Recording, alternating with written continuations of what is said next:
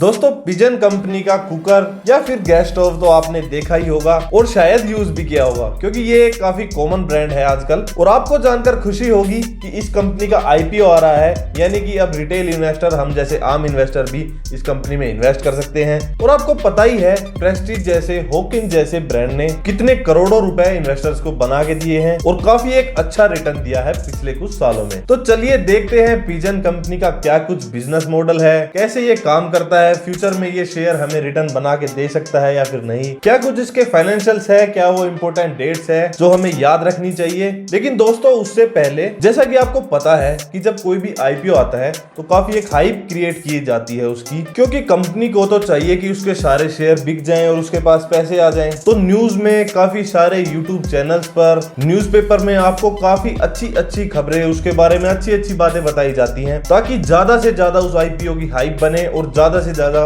उसके शेयर और सब्सक्राइब हो जाएं। तो ऐसे ही जब मैं चेक कर रहा था, काफी मैंने यूट्यूब वीडियोस देखी, न्यूज चैनल्स भी देखे, तो मैंने पाया कि जो कंपनी से जुड़े रिस्क हैं और जो बहुत ही इंपॉर्टेंट इंफॉर्मेशन है जो कि हमें इन्वेस्टर्स को बतानी चाहिए, उसके बारे में तो कोई बात ही नहीं कर रहा। तो एज अ इन्वेस्टर आपको काफी सतर्क रहना चाहिए कि आप इंफॉर्मेशन जहां से ले रहे हो वो सोर्स ऑथेंटिक है या नहीं, कहीं वो किसी चीज के लिए बायस तो नहीं है कि वो सिर्फ कंपनी की अच्छाई आपको बता रहा हो या सिर्फ बुराई बता रहा हो। तो ये दोनों ही चीजें आपके लिए काफी डेंजरस हो सकती है। तो इसलिए कोई भी फाइनेंशियल नॉलेज के लिए, इंफॉर्मेशन के लिए, या तो आप खुद रिसर्च करिए या तो कोई ऑथेंटिक सोर्स पर ही रिलाई करिए, वरना आपको फ्यूचर में काफी लॉस फेसेस करने पड़ सकते हैं। और आपको तो पता ही है, हम जब भी कंपनी का एनालिसिस करते हैं तो उसकी अच्छाई बुराई जो भी चीजें हैं, सारी चीजें आपको बताते हैं ताकि एक फेयर डिसीजन आप ले सको। तो ऐसी ही कुछ बातें इस कंपनी के बारे में भी मैं आगे आपको बताऊंगा, जो कि उसके बारे में कोई भी बात नहीं कर रहा, और वो एक काफी इंपॉर्टेंट पैरामीटर हो सकती है हमें अपना डिसीजन लेने में इस कंपनी में इन्वेस्टमेंट में। लेकिन दोस्तों आगे बढ़ने से पहले मैं चाहूंगा आप फाइनेंशियल ज्ञान चैनल को सब्सक्राइब कर लीजिए, ताकि जब भी मैं आगे आपके लिए ऐसी फाइनेंस से जुड़ी, शेयर मार्केट से जुड़ी वीडियोस लेकर आऊं तो वो सबसे पहले आप तक पहुंचे और आप उसका फायदा उठा सके। तो नमस्कार दोस्तों, मेरा नाम है ललित, आप देख रहे हैं फाइनेंशियल ज्ञान। चलिए वीडियो स्टार्ट करते हैं।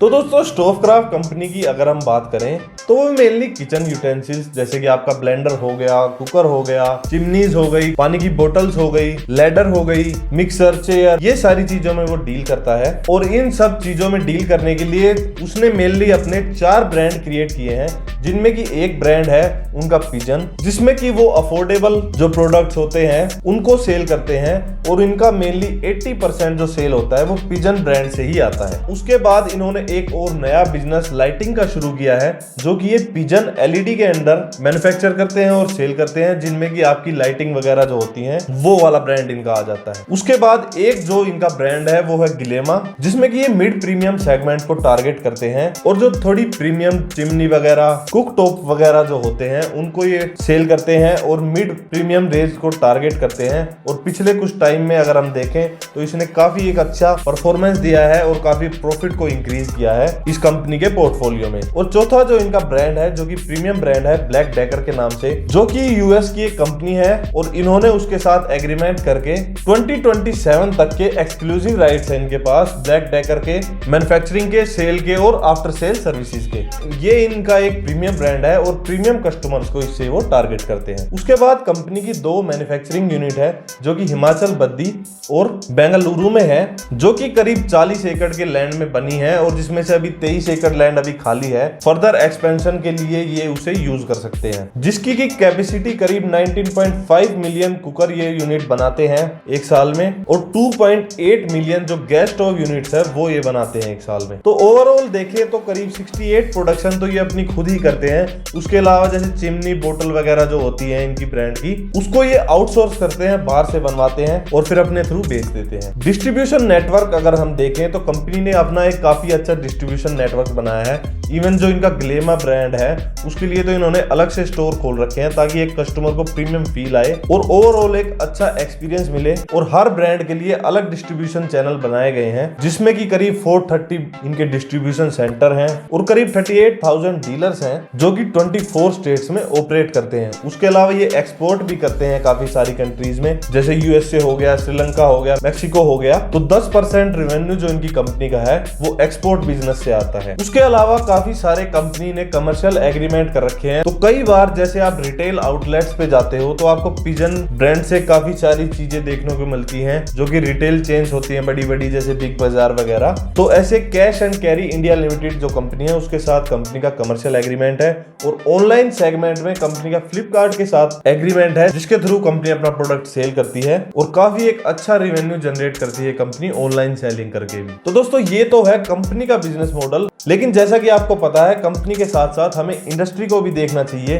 कि ये किस इंडस्ट्री में ऑपरेट करती है, इसके कंपटीशन क्या है और क्या कुछ ग्रोथ एक्सपेक्टेशन है आने वाले टाइम में उस इंडस्ट्री में। तो यार इंडस्ट्री का तो आपको पता ही है कि कोई भी इंडस्ट्री कंट्री की जीडीपी पे डिपेंड करती है। जैसे कंट्री की जीडीपी बढ़ती है तो लोगों की कंजम्पशन पावर बढ़ती है, लोगों की इनकम बढ़ती है, उनके हाथ में पैसा आता है तो लोग ज्यादा घर खरीदते हैं, ज्यादा घर खरीदते हैं तब नए किचन बनते हैं, किचन बनते हैं तो उनमें सामान भी ज्यादा यूज होता है और इन कंपनी की सेल वहीं से आती है। तो आपको पता ही है इंडिया की पॉपुलेशन जैसे जैसे बढ़ रही है, बहुत सारी गवर्नमेंट ने स्कीम चला रखी है, प्रधानमंत्री जन आवास योजना जैसी, जिससे कि लोग नए घर खरीद रहे हैं। आजकल न्यूक्लियर फैमिलीज हो रही हैं, सब अपना अलग अलग रहना चाहते हैं, अर्बनाइजेशन बढ़ रहा है जिसके चलते इन जैसी कंपनियों की डिमांड काफी अच्छी हो रही है और करीब 10 से 11% की CAGR पे ये ग्रो कर रहे हैं। तो मार्केट शेयर अगर आप देखो तो जो 2017 में 20,000 करोड़ की मार्केट थी वो 2022 में करीब 31,000 करोड़ होने की उम्मीद है। और ओवरऑल इंडस्ट्री में अगर पिजन कंपनी की हम पोजीशन देखें तो चिमनी जो मार्केट है उसमें कंपनी का 3.4% शेयर है, जिसमें कि एलिसा जो ब्रांड है वो मार्केट लीडर है। स्टैंडिंग जो होप्स होते हैं उसमें कंपनी का 19% शेयर है,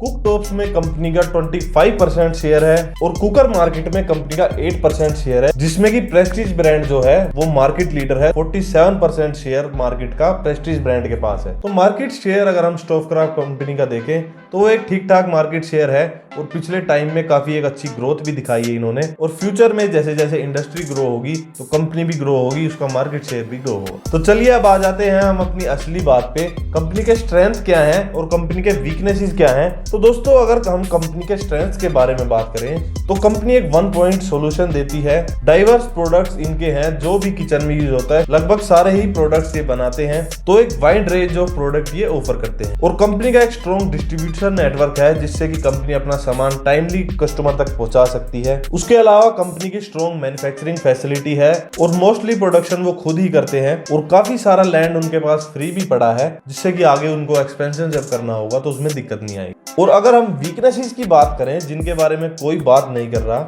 तो सबसे बड़ा जो रिस्क है इस कंपनी के साथ वो ये है जो कि इनका पिजन जो ब्रांड है जिससे कि 80% इनकी सेल आती है, उस ब्रांड पर केस चला हुआ है ट्रेडमार्क का। तो अगर वो ये केस हार जाते हैं तो इनको ये अपना ब्रांड छोड़ना पड़ेगा, क्योंकि इन्होंने जब इस ब्रांड के अंडर प्रोडक्ट्स डेवलप करने शुरू किए थे तो वो पेपाल इंडस्ट्री के साथ एक ओरल एग्रीमेंट के साथ शुरू किए थे, कोई लीगल एग्रीमेंट इन्होंने नहीं किया था और अब उस पर केस चल रहा है। तो अगर ये केस हार जाते हैं तो बहुत ही बड़ा लॉस कंपनी को हो सकता है, क्योंकि 80% सेल सिर्फ इसी ब्रांड से आती है कंपनी। उसके अलावा जो कंपनी में रॉ मटेरियल यूज होता है इनका सामान बनाने के लिए, जैसे ग्लास, एल्यूमिनियम, स्टील वगैरह, तो जो कॉन्ट्रैक्टर्स हैं जिससे ये माल मंगाते हैं उनके साथ इनका कोई लॉन्ग टर्म एग्रीमेंट नहीं है और इनके कुछ लिमिटेड सप्लायर हैं जिनसे ये माल लेते हैं। तो अगर वो प्राइस हाइक करते हैं तो कंपनी के ऊपर एक एडवर्स इफेक्ट पड़ेगा, इनकी जो ब्रांड्स हैं उनके प्राइस भी राइज हो जाएंगे और ये अनकॉम्पिटिटिव हो सकते हैं मार्केट में। उसके अलावा जो इनकी मैन्युफैक्चरिंग यूनिट है जिसपे ये सबसे ज्यादा डिपेंडेंट है, 2 इनकी मैन्युफैक्चरिंग यूनिट है, उसकी जो 40 एकड़ की जो लैंड है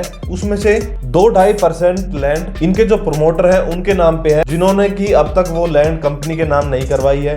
उसके अलावा 3% जो लैंड है वो अभी तक एग्रीकल्चर यूज में रजिस्टर्ड है, अब तक इन्होंने उस लैंड को कमर्शियल नहीं करवाया है, जिसके चलते वहां की अथॉरिटीज ने इनको काफी नोटिस भी भेजे हैं और लीगल केसेस इन पे चल रहे हैं उसके लेकर। और वो जो 40 एकड़ लैंड है उसमें से इन्होंने 5% लैंड का तो रजिस्ट्रेशन ही नहीं करवाया है कंपनी के नाम पर। तो कल को अगर ये जो लीगल केसेस चल रहे हैं उस जमीन पर जिसपे की इनकी मैन्युफैक्चरिंग यूनिट है, तो इनका फैसला अगर अगेंस्ट इनके आ जाता है तो कंपनी के बंद होने तक की नौबत आ सकती है। उसके अलावा कंपनी के जो प्रमोटर प्रमोटर है राजेंद्र गांधी और इसके डायरेक्टर वगैरह के ऊपर केसेस चल रहे हैं इसी जमीन को लेकर, और कुछ टैक्स इम्प्लीकेशन के ऊपर भी इनके ऊपर केसेस चल रहे हैं, जो कि एक नेगेटिव साइन है हमारे लिए किसी भी कंपनी में इन्वेस्ट करने के लिए। और सबसे बड़ी बात तो ये कि ये जो ऑफर लेके आ रहे हैं, मार्केट से पैसा उठा रहे हैं, वो इसलिए उठा रहे हैं कि जो एग्जिस्टिंग शेयर होल्डर हैं वो अपना शेयर बेच रहे हैं, और जो कंपनी के खुद प्रमोटर हैं, मालिक हैं, वो अपना शेयर बेच रहे हैं, और उसमें से कुछ पैसा कंपनी अपने कर्जे को कम करने के लिए यूज करेगी। तो ये इतने सारे साइन काफी है हमारे लिए किसी भी कंपनी को समझने के लिए। बाकी तो आप खुद समझदार हैं। तो चलिए आगे चलकर कंपनी के फाइनेंशियल्स देखते हैं, कैसा कुछ कंपनी प्रॉफिट बनाती है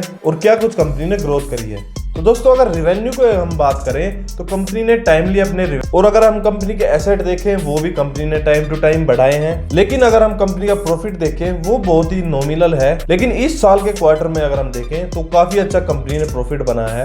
तो मैंने जब इसको डीप में स्टडी किया तो मैंने देखा कि कंपनी पहले जो है गवर्नमेंट के साथ काफी बिजनेस करती थी। जैसे गवर्नमेंट ने उज्ज्वला योजना जो चलाई थी, उसके चलते जो गेस्ट हाउस वगैरह लोगों को बांटे जा रहे थे, तो उसका एक बहुत बड़ा ऑर्डर कंपनी को मिला था और वो अचानक से कैंसिल हो गया, जिसकी वजह से कंपनी को बहुत लॉस फेस करना पड़ा। और वो लॉस आज तक इनकी बैलेंस शीट में एक कांटे की तरह इनको चुभ रहा है। वरना तो और कोई ज्यादा दिक्कत तो मेरे को फाइनेंशियल्स में दिखी नहीं। तो चलिए देखते हैं वो कौन सी इंपॉर्टेंट डेट्स हैं जो आपको पता होनी चाहिए। तो दोस्तों अगर हम इशू की बात करें तो कंपनी करीब 317 करोड़ का ऑफर फॉर सेल लेके आ रही है, जिसमें कि इस कंपनी के अर्ली इन्वेस्टर सिक्योर कैपिटल जो कि एक प्राइवेट इक्विटी फर्म है, वो अपने शेयर बेच रही है और इस कंपनी के प्रमोटर अपने शेयर बेच रहे हैं। उसके अलावा 95 करोड़ का फ्रेश इशू है। ये पैसा कंपनी अपने डेट को कम करने के लिए यूज करेगी। 25 से 28 जनवरी तक ये इशू ओपन रहेगा। प्राइस बैंड आपका रखा गया है 384 से 385 का। 38 शेयर का एक लॉट है आपका, यानी एक लॉट के लिए अगर आप अप्लाई करते हो तो मिनिमम आपको करीब 14,000 रुपए चाहिए होंगे और मैक्सिमम 13 लॉट के लिए अगर आप अप्लाई करते हो तो करीब 1,90,000 रुपए आपको चाहिए होंगे। शेयर की अलॉटमेंट आपको 2 फरवरी को हो जाएगी और अगर आपको अलॉटमेंट नहीं मिली तो 3 को आपका रिफंड आ जाएगा। जिनको अलॉटमेंट हो गई होगी 4 को डीमैट अकाउंट में उनके शेयर्स ट्रांसफर हो जाएंगे और 5 को आपके शेयर की मार्केट्स में लिस्टिंग हो जाएगी। तो दोस्तों कैसा लगा आपको हमारा ये एनालिसिस? किसी भी आईपीओ में अप्लाई करने के लिए लॉन्ग टर्म के लिए आपको उसके पॉजिटिव और नेगेटिव दोनों फैक्टर्स देखने चाहिए। ऐसे ही नए नए आईपीओ की जानकारी के लिए हमारे चैनल को सब्सक्राइब कर लीजिए, क्योंकि जब भी कोई नया आईपीओ आता है उसकी वीडियो हम लेकर आते हैं। इस चैनल पे आप प्लेलिस्ट में जाकर देखोगे तो आईपीओ का अलग से मैंने एक सेक्शन बना रखा है जिसमें कि आपको हर आईपीओ की जानकारी मिल जाएगी। तो दोस्तों कुछ भी अगर आपको डाउट हो, क्वारी हो तो कमेंट कर सकते हो या डायरेक्ट मेरे इंस्टाग्राम पे मैसेज कर सकते हो। तो आज के लिए बस इतना ही। मिलते हैं ऐसी ही इंफॉर्मेटिव नेक्स्ट वीडियो में। तब तक के लिए जुड़े रहे, बने रहे। Thank you so much.